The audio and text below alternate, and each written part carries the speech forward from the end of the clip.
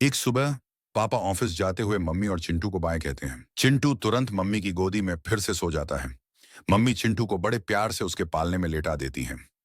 फिर जल्दी से मम्मी रसोई में जाकर चिंटू के लिए उसकी पसंद का खाना बनाने की तैयारी में लग जाती है। कुछ देर बाद ही चिंटू नींद से जग जाता है और उठकर कुछ शैतानी का प्लान बनाता है।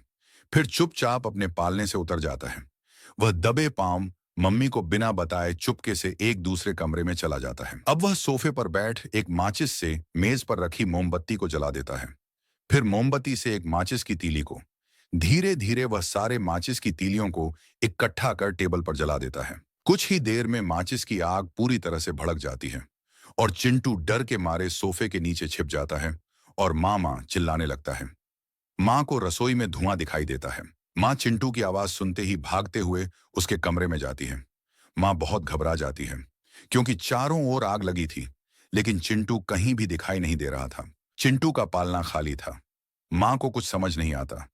वह तुरंत चिंटू को देखने के लिए दूसरे कमरे की ओर भागती है। चिंटू वहीं सोफे के नीचे छिपा हुआ था। माँ उसको जल्दी से अपनी गोद में उठा लेती है। माँ को डर के मारे कुछ समझ नहीं आ रहा था। माँ उसी समय पापा को फोन करके घर में आग के बारे में बताती हैं। पापा माँ की बात सुनकर घबरा जाते हैं।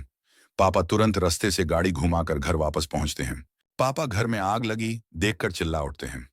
वह बिना सोचे समझे और बिना डरे घर में माँ और चिंटू को बचाने के लिए आग में कूद जाते हैं।